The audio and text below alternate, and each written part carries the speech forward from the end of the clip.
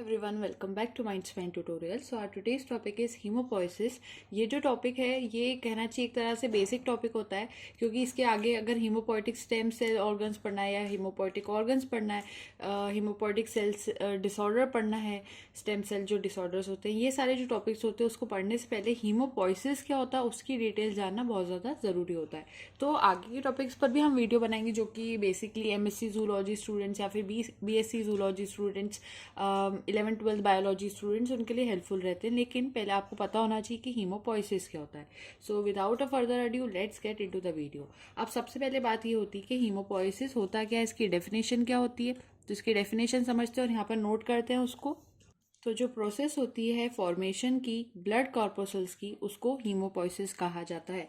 So the process of formation of blood corpuscles is known as haemopoiesis. अब बात आती है कि ब्लड कॉर्पोसल्स क्या होते हैं। फॉर एग्जांपल आरबीसीज, जैसे कि रेड ब्लड, जो रेड ब्लड सेल्स होते हैं आपने सुना होगा, फिर डब्ल्यूबीसीज, ये सारी जो चीज़ें हैं या सारे जो सेल्स हैं उनको ब्लड कॉर्पोसल्स कहा जाता है, क्योंकि ब्लड में पाए जाने वाली कहना चाहिए छोटे छोटे सब्सटेंसेज होते हैं, या आप ऐसा कुछ कह सकते हैं। तो ये तो बात होगी हीमोपोइसिस की डेफिनेशन की। अब जो ब्लड कॉर्पोसल्स होते हैं इनकी अगर थोड़ी सी और डिटेल में बात करी जाए, तो जो ब्लड कॉर्पोसल्स होते हैं इनकी जो लाइफ स्पैन होती है वो बहुत ज़्यादा लिमिटेड होती है, छोटी होती है, एक टाइम तक रहती है, सीमित रहती, छोटी तो नहीं कहना चाहिए, सीमित रहती कि इतने ही टाइम तक उनकी लाइफ साइकिल रहेगी। ऐसा नहीं कि वो ज़िंदगी भर चलते रहेंगे, ऐसा नहीं है। तो लाइफ स्पैन इनकी बहुत ज़्यादा लिमिटेड होती है। इसी वजह से ज़रूरी होता है कि ये कंटिन्यूसली फॉर्म होते रहे। तो इनका कंटिन्यूस फॉर्मेशन जो है वो बहुत ज़्यादा ज़रूरी, कंटिन्यूस फॉर्मेशन, ठीक है। अब यहाँ पर ये बात आती है कि एक जो टिश्यू होता है जहाँ पर ये जो ब्लड कॉर्पोसल्स है जहाँ पर ये फॉर्म होते हैं, तो जिस टिश्यू में जिस जगह पर ब्लड कॉर्पोसल का फॉर्मेशन होता है उसको हीमोपोइटिक टिश्यू कहा जाता है। तो हीमोपोइटिक टिश्यू यहाँ पर नोटेड है। इस जगह पर क्या होगा, यहाँ पर ब्लड कॉर्पोसल्स का फॉर्मेशन होगा। तो ये सारे छोटे छोटे बेसिक वाले जो टर्मिनोलॉजीज है वो हमने यहाँ पर देखे। अब आगे समझते हैं। अब हीमोपोइटिक टिश्यू की और डिटेल्स में चलते हैं। फ्रॉग की बात करते हैं सबसे पहले। फ्रॉग जो होते हैं इनके अंदर एडल्ट हो चाहे टेडपोल लार्वा हो, आपको पता होगा कि फ्रॉग्स में क्या होता है, लार्वा के अंदर मेटामॉर्फोसिस होता है और वो बाद में एडल्ट फॉर्म बना लेता है। तो मान लीजिए ये इसका लार्वा वाला फॉर्म है जिसको हम टेडपोल कहते हैं, लार्वा इसका टेडपोल कहलाता है। उसके बाद वो फ्रॉग बन जाता है। पूरा फ्रॉग का डायग्राम तो अभी हम पूरा नहीं बना पाएंगे, थोड़ा एक आइडिया लगा सकते हैं। तो ये वाली चीज़ हो जाती है। और अगर आपने मेटामॉर्फोसिस इन फ्रॉग का एनिमेशन देखना है तो सिर्फ 2-3 सेकंड का वीडियो है, आप लोग सर्च करेंगे माइंड ट्यूटोरियल्स पर तो आपको मिल जाएगा आराम से। तो ये वाली बात हो जाती है। तो फ्रॉग में चाहे लार्वा हो या फिर एडल्ट हो, इन दोनों के अंदर ही देखें तो जो ब्लड कॉर्पोसल्स होते हैं वो जहाँ पर फॉर्म होते हैं उनके नाम मैं यहाँ नोट करती हूँ। एक तो जगह हो जाती है लिवर, लिवर में फॉर्म होते हैं, स्प्लीन के अंदर फॉर्म होते हैं और किडनी के अंदर फॉर्म होते हैं, ठीक है। और जो अडल्ट फ्रॉग होता है अगर उसको आप ब्रीडिंग सीजन में देखेंगे, जिस सीजन में वो रिप्रोड्यूस करता है उसमें देखेंगे, तो ये जो ब्लड कॉर्पोसल्स होते हैं उसके रेड बोन मैरो के अंदर फॉर्म होने लगते हैं, जो कि उसकी लॉन्ग लिम्ब बोन्स के अंदर होता है। तो उनकी जो लॉन्ग लिम्ब बोन्स होती है, एडल्ट की बात हो रही है अब की बार, तो लॉन्ग लिम्ब बोन्स जो होती है एडल्ट फ्रॉग के अंदर ब्रीडिंग सीजन के टाइम पर, उस टाइम पे उनके लॉन्ग लिम्ब बोन्स के अंदर जो रेड बोन मैरो होता है, रेड बोन मैरो, स्पेलिंग लिख देती हूँ यहाँ पर थोड़ा ज़्यादा क्लियर हो जाएगा, रेड बोन मैरो। तो इसके अंदर क्या होता है, यहाँ पर इन ब्लड कॉर्पोसल्स का फॉर्मेशन देखने को मिलता है। अब बात करते हैं मैमल्स की। फ्रॉग की बात हो गई है। फ्रॉग किस में आते हैं, एम्फीबियंस में आते हैं, क्योंकि वो वाटर में भी सर्वाइव करते हैं और लैंड पर भी सर्वाइव करते हैं, इसलिए वो एम्फीबियंस कहलाते हैं। अब बात आती है मैमल्स की। तो जो मैमल्स होते हैं इनमें अगर आप अडल्ट मैमल्स को देखेंगे तो जो रेड ब्लड कार्पोसल्स होते हैं, ग्रेन्युलोसाइट्स होते हैं जिनके अंदर आ जाते हैं इओसिनोफिल, बेसोफिल, पॉलीमॉर्फ, ये सभी चीज़ें रेड बोन मैरो जो होता है उसके अंदर बनती है। मैं नोट कर देती हूँ यहाँ पर। तो देखिए मैमल्स के अंदर, अडल्ट्स के अंदर जो आरबीसीज होते हैं यानी रेड ब्लड कॉर्पोसल्स, और जो ग्रेन्युलोसाइट्स होते हैं दैट इज जो कहना चाहिए इओसिनोफिल होते हैं। नोट कर देती हूँ, वैसे मैंने रिपीट करा था, इओसिनोफिल, बेसोफिल हो जाते हैं, फिर उसके बाद आ जाते हैं पॉलीमॉर्फ। तो ये सभी जो चीज़ें होती हैं वो ग्रेन्युलोसाइट्स में आती है। और ये सारे जो ग्रेन्युलोसाइट्स हैं ये दोनों आरबीसीज वाले और ग्रेन्युलोसाइट्स दोनों की अगर हम बात करें तो ये दोनों जहाँ फॉर्म होते हैं उस जगह का नाम होता है रेड बोन मैरो। तो रेड बोन मैरो के अंदर अडल्ट जो होते हैं मैमल्स के वहाँ पर आरबीसीज का और ग्रेन्युलोसाइट्स का फॉर्मेशन देखने को मिलता है। आगे बात करते हैं। अब जो नॉन ग्रेन्युलर वाइट ब्लड कार्पसूल्स होते हैं, नॉन ग्रेन्युलर जिनमें ग्रेन्स नहीं होते, आई थिंक विजिबल नहीं है, हम लोग एडजस्ट करते हैं। सो जो नॉन ग्रेन्युलर WBCs होते हैं, अब उनकी बात करें अगर हम, जिसमें बेसिकली लिम्फोसाइट्स आ जाते हैं, लिम्फोसाइट्स, ठीक है। तो ये जो है ये स्प्लीन के अंदर और लिम्फ ग्लैंड्स के अंदर फॉर्म होते हैं। तो इसका जो पॉइंट है वो याद रखना है, ये स्प्लीन में और लिम्फ ग्लैंड्स जो होते हैं उनके अंदर इनका फॉर्मेशन देखने को मिलता है। आगे समझते हैं। फीटल लाइफ की बात करें, ये सब अडल्ट लाइफ की बात थी। अब फीटल लाइफ की बात करें, जब बच्चा छोटा होगा, ह्यूमंस छोटे होंगे या किसी भी ऑर्गेनिज्म में फीटस बना हुआ होगा, तो फीटल स्टेज में जो लिवर और स्प्लीन होता है, सिर्फ इन दोनों को देखा जाए तो ये हीमोपोइटिक टिश्यू की तरह एक्ट करते हैं। तो इसमें सिर्फ लिवर और स्प्लीन जो होते हैं वो हीमोपोइटिक टिश्यू की तरह एक्ट करते हैं। और जो अर्ली स्टेजेस होती है डेवलपमेंट की, दे फर्स्ट अपीयर इन एरिया वेस्कुलोसा। तो फर्स्ट स्टेजेस जो होगी लाइफ की, उस टाइम पे ये जो चीज़ें हैं जहाँ पर हीमोपोइटिक टिश्यू बनने की क्षमता होगी, वो कहाँ पर अपीयर करती है, वो एरिया वेस्क्यूलोसा के अंदर अपीयर करती है। तो ये पॉइंट भी याद रखना आपको ज़रूरी है। अब आगे समझते हैं डेवलपमेंट ऑफ आरबीसीज, जिसको इरिथ्रोसाइट्स भी कहा जाता है। आरबीसीज का दूसरा नाम क्या होता है? इरिथ्रोसाइट्स होता है। तो डेवलपमेंट ऑफ आरबीसीज को देखते हैं, इरिथ्रोसाइट्स यानी कि। तो दो साइंटिस्ट आए थे जिनका नाम मैं यहाँ नोट कर देती हूँ। उनका नाम था टर्नबुल एंड गिलमोर। नाम बहुत इजी है, कोई टफ नहीं है, आपको आराम से याद हो जाएगा। 2-3 बार आप कह कर देखेंगे तो पक्के से याद हो जाएगा। टर्नबुल एंड गिलमोर, इन दोनों साइंटिस्ट ने क्या कहा कि जो आरबीसीज होते हैं वो डेवलप करते हैं एक तरह की एक्स्ट्रा वेस्कुलर सोर्स से, जिसको हीमोसाइटोब्लास्ट कहा जाता है।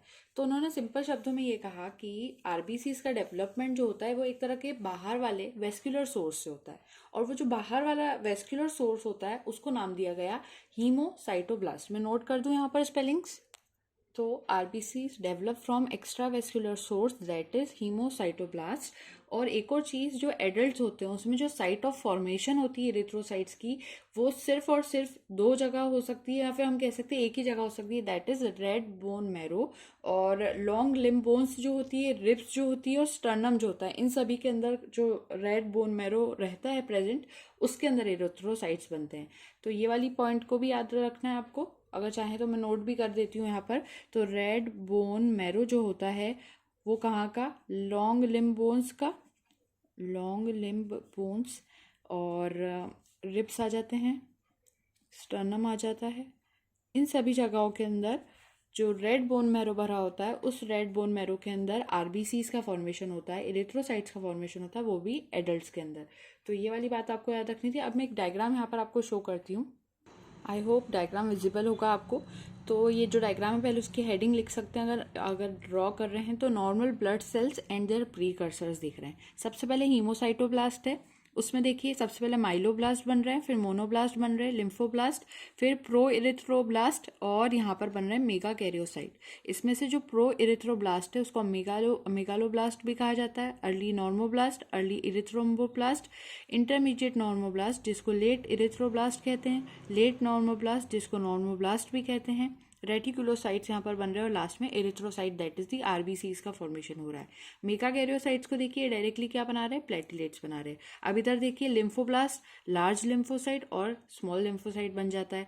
उसके बाद देखिए मोनोब्लास्ट, वो 2 में डिवाइड होगा, लार्ज मोनोन्यूक्लियर सेल और ट्रांजिशनल सेल।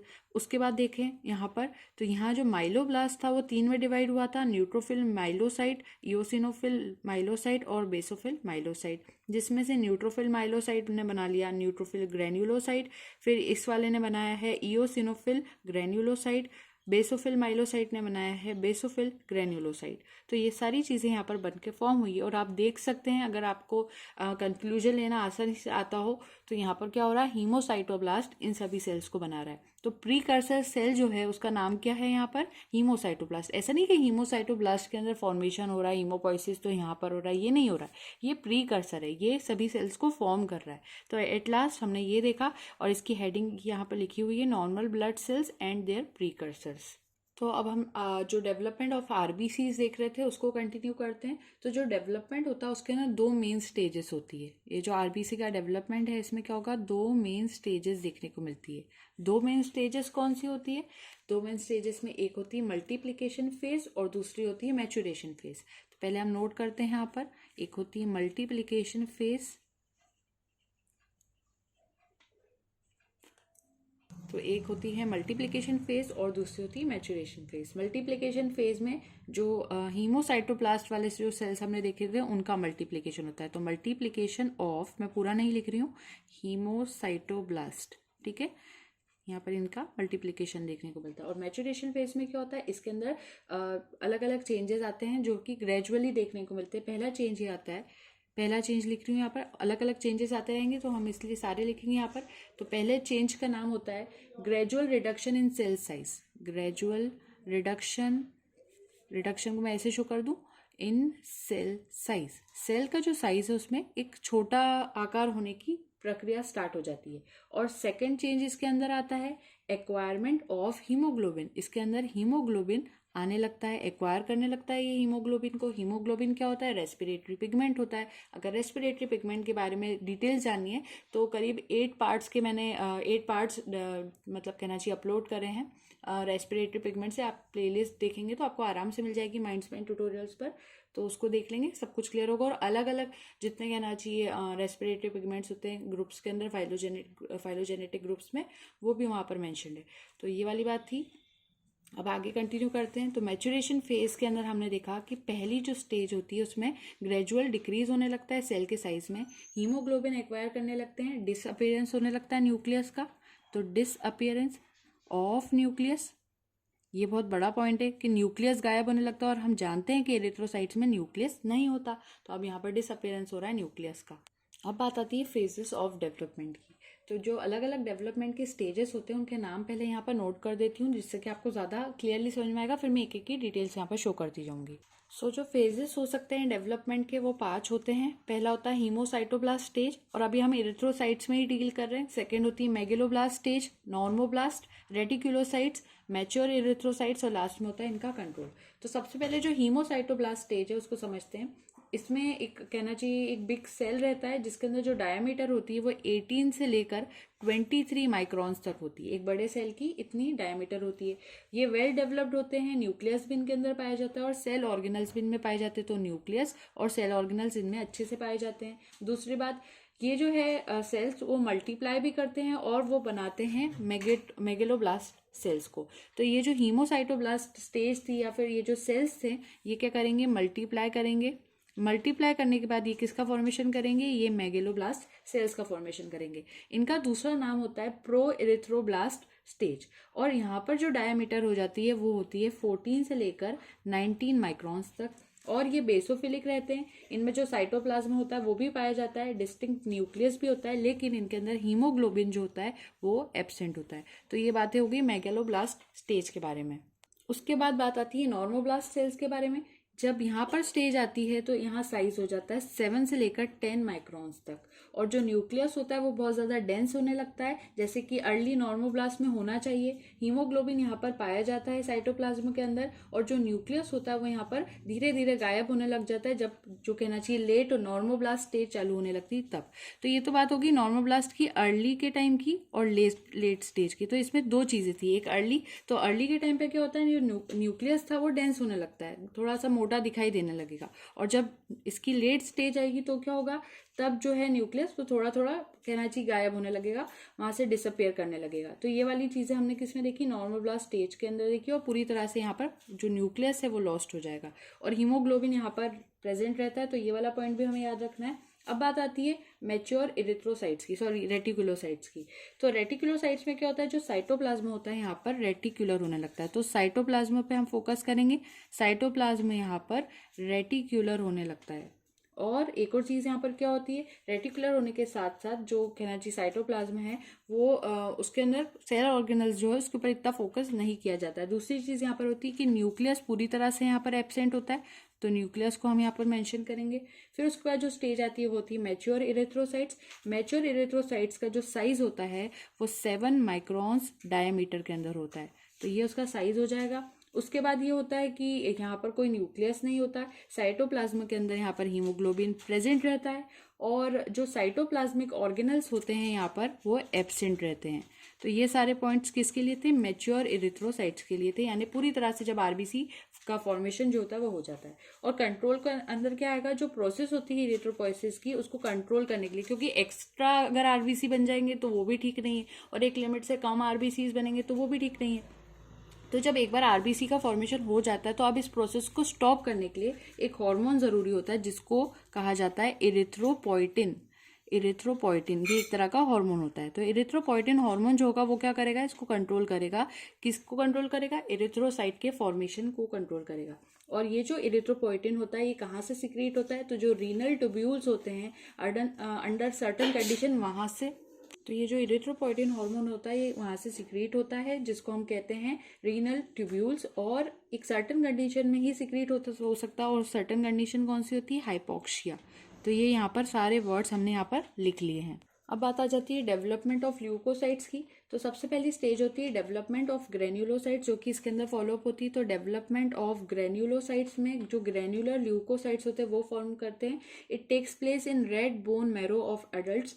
जो एडल्ट्स का रेड बोन मैरो होगा उसके अंदर ये कहना चाहिए प्रोसेस स्टार्ट होती है। सबसे पहली चीज इसमें जो डेवलपमेंट ऑफ ग्रेन्युलोसाइट्स है उसमें आ जाती है हीमोसाइटोब्लास्ट के बारे में। यहाँ पर क्या होता है? जो सेल जो रहता है वो चेंज करता है एक नेक्स्ट स्टेज में, जिसको माइलोब्लास्ट कहते हैं। तो अगेन हो ये रहा है कि सबसे पहले हीमोसाइटोब्लास्ट की बात करी हमने यहाँ पर भी, और वो किस में बदल रहा है? वो माइलोब्लास्ट के अंदर चेंज हो रहा है। माइलोब्लास्ट के बारे में बात करते हैं। ये वो जो ऊपर वाली स्टेज है यानी कि हीमोसाइटोब्लास्ट वाली स्टेज है, उससे कहना चाहिए छोटा होता है। और कितना छोटा होता है? इसका साइज होता है 12 से लेकर 18 माइक्रॉन्स तक। इसका जो साइटोप्लाज्म होता है वो नॉन ग्रेन्युलर होता है। इसके अंदर जो न्यूक्लियस होता है वो राउंड होता है और बीन शेप का होता है। और ये डिवाइड करता है अगली स्टेजेस में, जिसमें अगली जो स्टेज होती है उसको कहते हैं माइलोसाइट। तो हम यहाँ नोट करेंगे माइलोसाइट कहते हैं। माइलोसाइट के जो कैरेक्टर्स होते हैं हम वो देख लेते हैं। सबसे पहले तो यहाँ पर ये जो चीज होती है उसमें ये होती है कि इट मल्टी और माइलोसाइट्स जो होते हैं ये फास्टर रेट के ऊपर मल्टीप्लाई करते हैं। इनके जो ग्रेन्यूल्स होते हैं वो दिखाई देने लगते हैं साइटोप्लाज्म में। ये एसिडिक, बेसिक या फिर न्यूट्रल तीनों तरह से हो सकते हैं। अगर ये एसिडिक होते हैं तो इनको इओसिनोफिलिक माइलोब्लास्ट कहते हैं। अगर ये बेसिक होते हैं तो इनको बेसोफिलिक माइलोब्लास्ट कहते हैं। और अगर ये न्यूट्रल होते हैं तो इनको न्यूट्रोफिलिक माइलोब्लास्ट कहते हैं। तो इनके नेचर के बेसिस पर इनको 3 वे में डिफ्रेंशिएट कराया जाता है। तो जो माइलोसाइट्स होते हैं उनके अंदर जो माइलोब्लास्ट की हम बात कर रहे हैं वो 3 तरह के होते हैं, वो हमने यहाँ पर मेंशन करे। उसके बाद जो स्टेज होती है वो होती है मेटामाइलोसाइट। तो हम यहाँ पर उसको नोट करेंगे। अब मेटामाइलोसाइट, अब मेटामाइलोसाइट में क्या होता है? जो न्यूक्लियस है वो बायलोब्ड हो जाता है। बायलोब यानी 2 लोब्स वहां पर बन जाते हैं। तो बायलोब्ड न्यूक्लियस यहाँ पर होने लगता है, और ये फर्दर मैच्योर होकर करस्पॉन्डिंग ग्रेन्युलोसाइट्स को बनाता है और धीरे धीरे एक तरह की पेरीफेरल सर्कुलेशन में एंटर कर जाता है। तो पेरीफेरल सर्कुलेशन के अंदर ये एंटर कर देता है। उसके बाद बात आती है ल्यूकोसाइट्स के बारे में। अब ल्यूकोसाइट्स में क्या होता है? ये पूरी तरह से हम जो डेवलपमेंट भी ल्यूकोसाइट्स का देख रहे थे, तो अब ल्यूकोसाइट बन चुका है और ये पूरी तरह से मैच्योर्ड रहते हैं। इनके अंदर लोब्ड न्यूक्लियस होता है। ल्यूकोसाइट्स जो होते हैं वो जनरल सर्कुलेशन में अपीयर करते हैं, और ये फिर से 3 तरह के होते हैं। एक तो होते हैं इओसिनोफिल, इओसिनोफिल के बाद दूसरे होते हैं बेसोफिल, और जो थर्ड होते हैं यहाँ पर वो होते हैं न्यूट्रोफिल सेल्स। तो ये सारी बातें थी डेवलपमेंट ऑफ ल्यूकोसाइट्स के बारे में। अब बात आती है डेवलपमेंट ऑफ लिम्फोसाइट्स की। डेवलपमेंट ऑफ लिम्फोसाइट्स ये डेवलप करते हैं लिम्फ नोड के अंदर, और एक स्मॉल एरिया होता है जो कि सेंटर ऑफ लिम्फ नोड में पाया जाता है, जिसको जर्मिनल सेंटर या फिर सेकेंडरी लिम्फोइड फॉलिकल कहा जाता है। अब इससे क्या होता है? लिम्फोब्लास्ट बनते हैं। धीरे धीरे वो मल्टीप्लाई और मैच्योर होकर लिम्फोसाइट्स को बना लेते हैं। तो ये मैंने शॉर्ट वे में आपको यहाँ पर बता दिया कि किस तरह से बनते हैं। तो यहाँ पर डेवलपमेंट ऑफ लिम्फोसाइट्स था। उसके बाद बात आती है डेवलपमेंट ऑफ मोनोसाइट्स की। डेवलपमेंट ऑफ मोनोसाइट्स, यहाँ स्पेलिंग में थोड़ी सी मिस्टेक है। तो डेवलपमेंट ऑफ मोनोसाइट्स कैसे होता है? यहाँ जो सेल्स होते हैं वो डेवलप करते हैं reticulum cells of spleen and lymph nodes. Spleen जो होगी और जो लिम्फ नोड्स होगी, इन दोनों को अगर हम देखेंगे तो यहाँ के जो रेटिक्यूलम सेल्स होते हैं वहां से ये जो मोनोसाइट्स है इनका फॉर्मेशन देखने को मिलता है। और एक जो स्टेज यहाँ पर होती है वो इस तरह से होती है। पहले होते हैं रेटिकुलम सेल, वो बना लेते हैं मोनोब्लास्ट को। मोनोब्लास्ट के बाद जो चीज बनती है उसको कहते हैं मोनोसाइट्स। तो मोनोसाइट्स का डेवलपमेंट इस तरह से होता है। अब लास्ट टॉपिक आ जाता है डेवलपमेंट ऑफ ब्लड प्लेटलेट्स। तो डेवलपमेंट ऑफ ब्लड प्लेटलेट्स में क्या होता है, जो डेवलपमेंट होगा प्लेटलेट्स का वो red bone marrow of rabbit में देखने को मिलेगा, और जो रेटिकुलो एंडोथीलियल टिश्यू होता है वो डिफ्रेंशिएट होकर हीमोसाइटोब्लास्ट को बना लेता है। हीमोसाइटोब्लास्ट धीरे धीरे ट्रांसफॉर्म होता है एक लार्ज सेल के अंदर जिसको मेगा कैरियोसाइट कहते हैं, जिसमें एक तरह का लोब्ड न्यूक्लियस पाया जाता है। और ये जो प्रोसेस होती है by the process of fragmentation, अब इसमें एक फ्रेगमेंटेशन की प्रोसेस होती है जिसमें जो ब्लड प्लेटलेट्स होते हैं वो फॉर्म होने लगते हैं उसमें से, और फिर वो रिलीज हो जाते हैं ब्लड स्ट्रीम के अंदर। तो इस तरह से पूरा डेवलपमेंट ऑफ ब्लड प्लेटलेट्स होता है। अब यहाँ एक डायग्राम देखेंगे और उसके बाद थोड़े से क्वेश्चन यहाँ पर डिस्कस करेंगे, देन ये टॉपिक पूरा कंप्लीट हो जाएगा। तो डायग्राम इस तरह से, यहाँ पर नॉर्मल ब्लड पिक्चर है under the microscope showing RBCs और अलग अलग तरह के WBC, small lymphocytes, large lymphocytes, RBCs, eosinophil और न्यूट्रोफिल, ये सभी यहाँ पर शोन है। क्वेश्चंस कुछ इस तरह से हैं, ऐसे type, short answer type questions. फिर ऑब्जेक्टिव देख लेते हैं। जो ब्लड प्लेटिलेट्स होते हैं वो किससे डेवलप होंगे, mega karyocyte, myeloblast, monoblast, normoblast. तो सही आंसर है मेगा कैरियोसाइट से वो डेवलप करते हैं। जो stage in which endoplasmic reticulum is absent during the development of RBC in rabbit, वो कौन सी स्टेज है जिसमें जो ईआर होता है वो एब्सेंट होता है और जो डेवलपमेंट होता है आरबीसी का रैबिट के अंदर उसके अंदर। तो हीमोसाइटोब्लास्ट के अंदर megaloblast, early normoblast, mature RBC. तो सही आंसर है यहाँ पर mature RBC. Haemopoietic tissue of adult rabbit इनमें से कौन से होगा, तो सी ऑप्शन सही है। नेक्स्ट फॉलोइंग स्टेजेस में क्या रिलेटेड होना चाहिए, तो ए माइलोब्लास्ट, और लिम्फोसाइट जो होते हैं वो डेवलप करते हैं किससे रैबिट के अंदर, तो वो बी ऑप्शन सही है, लिम्फ नोड से। सो ये पूरा कंप्लीट।